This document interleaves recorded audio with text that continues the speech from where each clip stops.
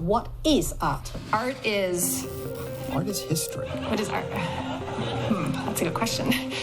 This is Art Uncovered. Art is our collective cultural history. A weekly podcast that brings you interviews with an eclectic mix of artists and creators. Art is disappointing your parents. I'm your host, Kimberly. Hey y'all, thanks for tuning in. Before we get into this week's episode, I just have a quick announcement. So some of you may have heard that in recent months I obtained full ownership of the Art Uncovered podcast, which is super exciting. We now have our own URL, www.artuncoveredpodcast.com, and there you can listen to both current and past episodes. I promise over the next couple of months I'll be updating those older links. So if you're an artist who I interviewed prior to September of 2021, please be patient. But yeah, overall, we're super excited about the move forward with this podcast. In coming months, I'm going to be building a YouTube channel where you can watch a video recording of selected conversations. And another added feature is the sharing of handmade, hand-built, handcrafted Spotify playlists that is made of music mostly from emerging artists. Each of those playlists will be based on a certain theme, and this month's playlist is already live on our website, and the theme of this playlist is America, and it includes music by Ezra Furman, Bill Callahan, Azim the Artist, and more. So yeah, make your way over to artuncoveredpodcast.com. Lastly, you'll notice there a donate button on the right-hand side of the screen. Any amount that you could afford will be graciously accepted. I promise all funds will go right back into ensuring the continuation of Art Uncovered. All right, everyone, that's enough for now. Let's get into this week's episode. Thanks again for tuning in. My guest this week is Bel Falleiros, a Brazilian artist who lives and works in New York City. Bel's work explores the public space and its relationship to art, architecture, and education. Throughout the conversation, we talk about Bel's work as an educator and her new work with public monuments. Stay with us. Welcome back, listeners. Thanks again for tuning in to this week's episode of Art Uncovered. This week, I am so honored to be here via Skype with Bel Falleiros. Bel, good morning. How are you in Brazil this morning? Good morning, Kimberly. Thank you so much for having me, and hello, everybody that is listening to us. Very happy to be here. Thank you for inviting me. Yes, it's an honor is all ours. So Bel, you're an artist who largely makes work in and for public spaces. And I assume that that is largely influenced by your background in architecture. And we'll certainly talk about some of your background and specific public art pieces. But to start, I'd like to talk about the recent switch. And maybe switch is too harsh of a word, but that's the word I'll use for now. But the recent switch in your thinking about public spaces, and that's a shift that was inspired by the COVID-19 pandemic. So you wrote that the period of pause and silent reflection, which was forced by the pandemic, was especially significant to your thinking. So I'm wondering if you could talk to us about maybe some of the things you were thinking during this reflection period. Yeah, I think like for all of us, it's such a strong moment to be alive and to think about that, like life and death and process grieving and just be present and make that effort to be present and keep going every day. So I just felt that call had expanded, not just in my like personal life, but how that expand to my art practice too. So I thought a lot about something that I always had in my art practice, like you said, maybe because of my architecture background, is like this strong will of thinking art as something that is public regardless. And I think the pandemic brought, for me, this like something that we can't avoid anymore. Is like we have to take care of each other. We have to be present, not just to ourselves, but first to ourselves, so we can be strong to take care of each other. So I've been thinking a lot about us as an ecosystem, and how it's ironic because the pandemic has a lot to do with that too. Not ironic, it's it's all part of the same thing, right? We are an ecosystem. So I've been thinking a lot about community care, nurturing, collaboration, and there I really took this moment to listen to a lot of different thinkers and activists and indigenous leaders. And talking to you is making me think about a phrase from one of Brazil's indigenous leader. Yeah, do you mind sharing with us? Yeah. His name is Davi Copenaua. He's on the forefront of very intense fight that is happening with mining now at the Amazon. And his phrase is "Nós somos só coração." That means we are one only heart. And I stayed with that phrase very, it was like my first 3 months of pandemic. I was just holding that phrase with me very close. And can you summarize what you think that quote means to you? We are one only heart, meaning we are all connected. And if in the forest, if one life dies, it affects a whole ecosystem of life, other forms of life. And I think if we don't see if that one sick heart means all sick hearts, we can't heal. So to take care of each other is to take care of ourselves, but also to take care of the planet. And and I could go on and on. I really like this phrase. Yeah, that's beautiful. And did you found this this quote and this message while you were in deep reflection and kind of a pause period. Have you since taken this thinking and put it into action?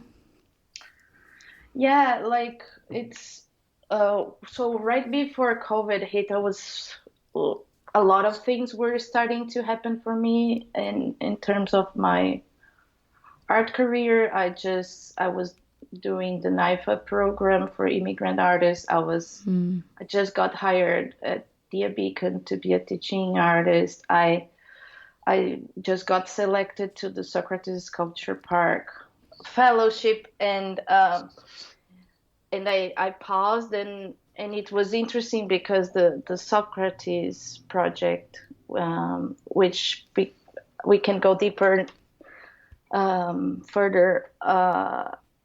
It's a project with words, and this is one of the words that end up getting engraved in the sculpture that I made there. But also, I started creating some clay vessels during the pandemic, many clay vessels, that they were all this shape of kind of like an organ, or a little bit like a heart, but it could be also like a lung. I don't know, something that was very new for me, because I tend to be more geometric, rational. Yeah, and I was just letting go. Yeah, and a lot of the the forms that I think of, I guess, when I think of your work is like the brick shape, right? Which again, I think is related to architecture. So how was that for you to kind of transition to something that's so organic, that has no lines? Yeah, it was a big relief, I think. Cool. It was just like letting the work be born from a different place, from the heart. I know sometimes we feel like a little bit embarrassed to speak things this way, if it's gonna sound too cheesy, but I don't know. It was a big relief to really work from a different place other than my brain, you know. So going back to the question that I asked, so I asked what kind of, like, how did you put your thinking and your research into practice? So the first answer that you gave was by making art objects, right? And I do want to talk about specific projects, but I guess I'm also interested in volunteering. Can you talk a bit about that?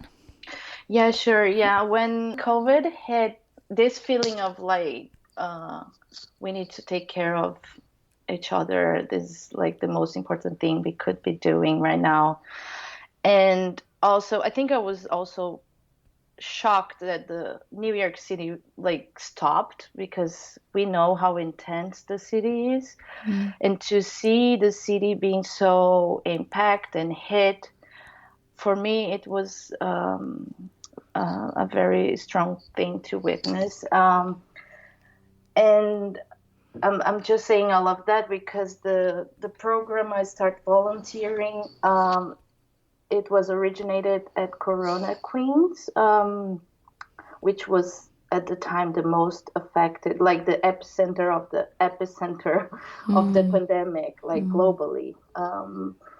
And Niceli Portugal and Janina Enriquez are two Peruvian community organizers in Corona, and somehow related to the Queens Museum. And they, like, because of urgency, they started this program called Escuelita en Casa, which is it's like, because a lot of the immigrant kids in Corona, most of them Latinos, they didn't had like any structure to do like homeschooling, or they didn't have like, they didn't know even how to access their classes. So they started this program. So I started volunteering as a teaching artist in their program, and they also were doing the food pantry. So I also worked with delivering some food, and they're still doing it. Like, they transformed like Queens Museum in a ginormous food pantry. Amazing. They are amazing. Yeah, amazing. And you briefly mentioned their education. And to my understanding, education is something that you think about not really alongside your art practice, but being a part of your art practice. Can you talk about maybe this intersection in your own practice between education and art? Yeah, I think it's another thing that COVID made more, let's say, like clear. And I think COVID, like the pandemic, made me really face what is the most important part of art for me. And I think the answer is how to make art go back to being public and to be more about people that are experiencing it. And I think education for me comes together with that thought, because I feel there is no separation, like these are artists and these are people, you know. And my approach to education is, it's arriving with that feeling of like everybody can relate to art, everybody can be an artist, even if it is just for a moment. And so the way I approach is to share like the tools I have and the way I approach art, but in a way that it can give people autonomy to create their own thought and their own tools and their own develop their own techniques and skills. And yeah, I don't know if I answered. Yeah. I think maybe talking about some of your art installations will kind of help us visualize this overlap of educating, but also, gosh, how could I phrase this? Like being an aesthetic, something of aesthetic beauty in a public space. So I have a few projects listed here that I would like to talk about, and two of which you told me off air are very related to each other. And I'm talking about the projects America Unknown and also Unmonument. So maybe to start talking about specific works, if you could tell us what you're trying to do with these two projects, like what are the connecting ideas among them?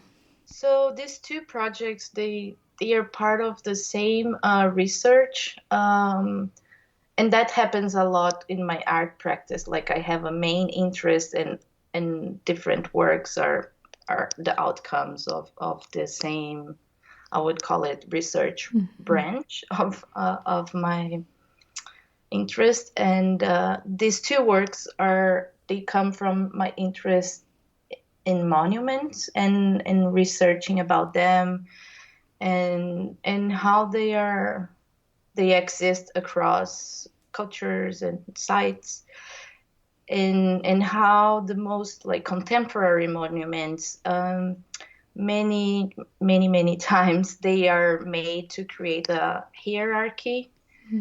And this could be just physical, so it's something that is vertical and like a little, and you feel very small compared to it, or it could be historical, so you don't belong to the history that is represented there, and so on. So these two works are born from this discomfort with more contemporary, modern contemporary monuments, and how they affect us like on a daily basis when you're looking to something that make you feel you don't belong to a place, or even oppress you, right? And it's something I've been researching for a while, and since then it became a more and more like important and global discussion, which is amazing. So America Unknown is the project at Socrates Sculpture Park, and Unmonument are drawings I made when I was starting to have the idea that afterwards turned into America Unknown. So that's why I told you they are very connected. Oh, I see. So yeah, in America Unknown, it's specific because it's related to a specific monument, but they are both reflections on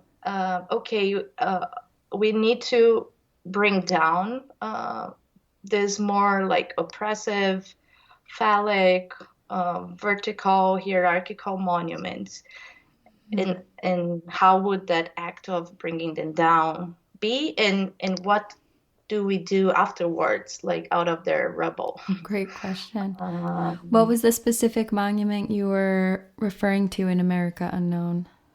So America Unknown refers to the oldest monument honoring Christopher Columbus in the Americas, which is a very tall white obelisk that is still standing today in Maryland, in Baltimore. And the idea is like if I could turn that monument inside out, how it would look like. And what is interesting is the whole monument was built with bricks. So my interest was like, and sorry, one another. Yeah. And America Unknown the name of the work comes from one of Columbus' phrase. I don't talk much about it because I don't want it to be about Columbus. but he said it's something like this unknown continent that I just like arrived, and so I was Unknown to him. yeah, exactly. So I was like, okay, what is unknown? And so all these words that I engraved in the bricks that made the new sculpture, they also come from like quote unquote unknown people that sent me phrases and things like that. So I was debating who built this continent, what is this continent made of, if we can rebuild this continent, how it could look like, many questions, and even the word America for me, it like the continent, like how we can reclaim all those things. So how did these ideas manifest into an art object? Find out after this short break. Thanks again for tuning in, all. As you may have noticed, this podcast may sound a little different than it did about a month ago, and that is because I moved this podcast into my own name so that I can grow it in a way that benefits my guests, the conversations, and the listeners. So a lot is going to stay the same. This will still be a weekly interview-based podcast highlighting the work and practice of emerging artists, but some things have changed with this move. The big difference is how our episodes will be presented. So our podcast now has its own URL, artuncoveredpodcast.com. There I'm able to organize, group, and archive conversations based on theme. So basically I'm going to be creating playlists based on a theme so that you can listen to a stream of conversations all related to a certain idea. Those ideas will range from specified media to a common conceptual idea such as climate change, race and identity, family, etc. So you'll also notice on our website in the upper right-hand corner a donate button. Since I'm running this podcast now on my own without the backing of a company, any donation will be graciously accepted. It will help ensure the continuation of this podcast, and it will also help fund special conversation episodes that will take the form of recorded panel discussions and live events. All that information and more is available on our website and also on our Instagram page at art_uncovered_podcast. Thanks for listening, thanks for following, and now back to the episode. Welcome back, listeners. For the break, Bel and I were talking about her project Unmonument, and we'll return now by talking about the aesthetics of this project. So I just want to clarify for listeners like what your installation looks like, right? So we know some of the materials, primarily being bricks, and you also mentioned that there were some engravings in the bricks, and the engravings are they quotes or words that were sent to you by anonymous people? Yeah, so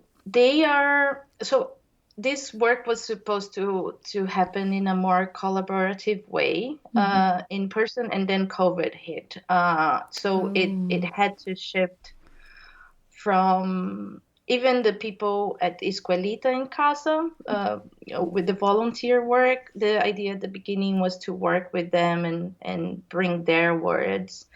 But with the pandemic, we shift to more urgent matters, and like food, and I shift the way to collect the phrases to online thing. So I had a prompt that I sent to people I met across the Americas, but mostly in the U.S. And I focused on inviting people of color that I met since I moved here. What was the prompt? What did you ask them to write about or respond to? It's a prompt that is still open and is something people can still collaborate. So I asked what words represent the brick you want to contribute to rebuild our America. Oh, cool. And I asked, it was a bilingual, it was in English and in Spanish. Mm-hmm. And at the end, like, and I told people that the project was multilingual, so you could send the phrase in whatever language you prefer. Oh, brilliant. And I was surprised, but at the end I had 20 different languages. Oh my gosh. It's and 10 of them are indigenous to the Americas. And that was a very sweet surprise. What were some of the words that people shared?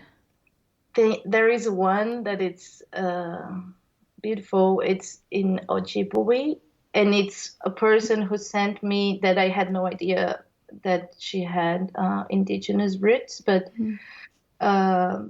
she reconnected with her ancestry and some of the sayings for her indigenous relatives. And it says, thank you, Mother Earth, you teach us love, something like that. Should open my phrase file. Yeah, go for it. It's so big.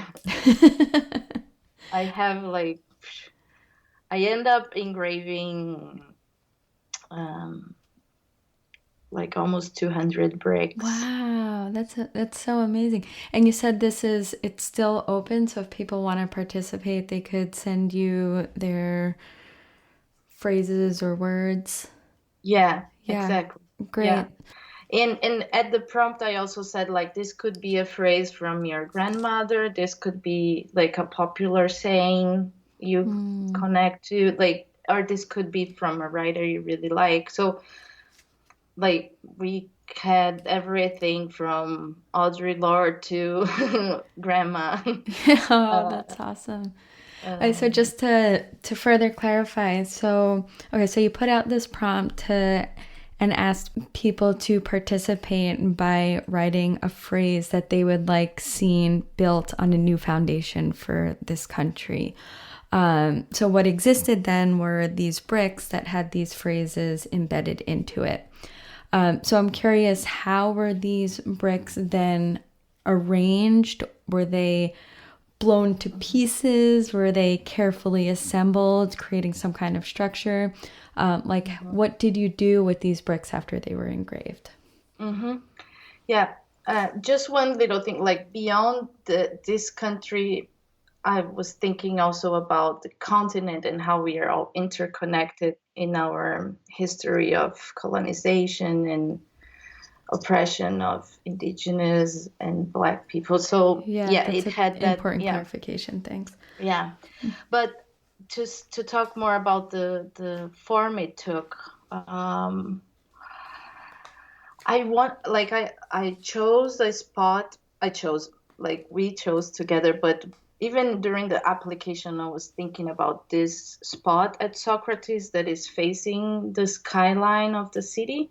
So I wanted to create a counterpart, both to the verticality of the monument and the verticality of the city, and make something horizontal, something low to the ground, something that is touching the earth. So I made this low brick sculpture that is kind of concentrical, but I also made it more responding to this little knoll that is at Socrates. So it's not circular. It's a little bit more like a oval form as a reaction to the site. But yeah, so each layer, I built up layer by layer, and I didn't want to have many layers. So I think at the end I had maybe 8 layers of bricks on top of each other in the form of an oval. Yeah. Beautiful. And at the center, I left a hole. So it's kind of like the absence of the monument at the center to create a void at the center too. Brilliant. So this is not the location where obviously not. So what I was going to say is this is not the location of the original monument, my apologies, of the original monument that inspired this work, which again was a monument to Christopher Columbus. It's a different location where that monument basically doesn't exist, which I think to many of us would be an ideal scenario if it was no longer there. Yeah, and it was intense because while we were starting the fellowship, like monuments start to fall like crazy. Yeah, like I remember I got the keys for the studio at Socrates, and then so I was starting to mix clay and bricks and start making the bricks after a long time of like just experimenting and planning the whole making process of the sculpture. And then I don't know, like the day after, I think I got the key. One of the Christopher Columbus statue was like destroyed and brought to the ground. What was your feelings about that timeliness? It felt really good. Like it felt again, like we are on one only heart, right? Like it felt like more of a shared experience than like me as an artist in my studio doing things, it felt like a more collective experience. And maybe it's too much, and talking too much about it, but no, go for it. When I applied, the idea was to start with, I would make a pile with the bricks, and I would, with the help of people, slowly deconstruct it and bring it down and build the other. So it was going to transform during the exhibition. And I remember even before the monuments start to fall, a strong feeling of I can't start the show with another vertical thing. So I decided to start from the ground and yeah. Yeah, I'm curious. So I mentioned at the very beginning of the podcast that you have a background in architecture, right? When I think of architecture, I think verticality and building up, especially in cities. I'm wondering if your resistance to that hierarchy of verticality versus us here on Earth, was that one of the reasons that you switched to fine art from architecture? That's a very good question. Yeah, thank you for putting that way. Yeah, definitely. Like, my transition came from a discomfort that is related to that separation, and I think more than just like verticality, there was something also about like I studied in a modernist architecture school that was inspired in the Bauhaus, and it had this like very strong presence of the square angles, and so there was something about imposing something on a landscape, on nature, on people, on a place, that it felt very uncomfortable for me. And from that lack of connection with place, with people, with nature, I started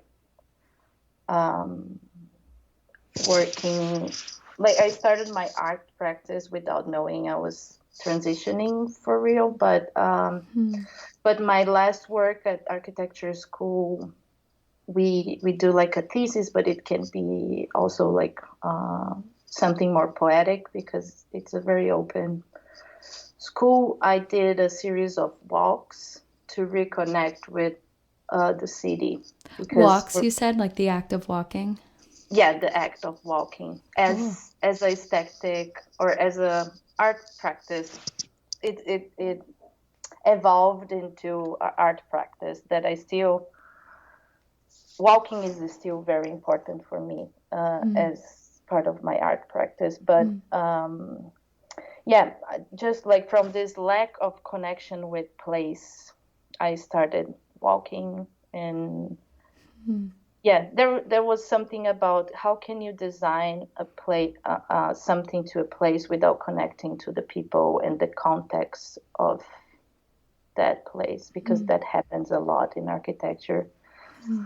Yeah. And do you feel that the act of walking helped you connect more? Yeah, definitely. Yeah. Because it's like your body and the place. And with that act of walking, I end up encountering the themes that are the foundation of my art practice now, like even the monuments, the idea of the center or places where cities and places start. These all come from this walking practice. Well, Bel, thank you so much for sharing your work with us and for your stories and just overall demeanor. It was an honor to talk to you, and thank you for this conversation. Thank you so much, Kimberly, for making space for conversation and making art happen in different forms. All right, listeners, that's all for this week. Please be sure to tune in next week as I will be speaking with Julia Kwan, a Korean-American artist working with textiles. Julia's work explores the objectification of the Asiatic female body and the complexities of constructing identity within the context of globalism, cultural hybridity, and intersectionality. We also talk about her COVID face mask project, Unapologetically Asian. Thanks again for tuning in, and I hope to see you all next time.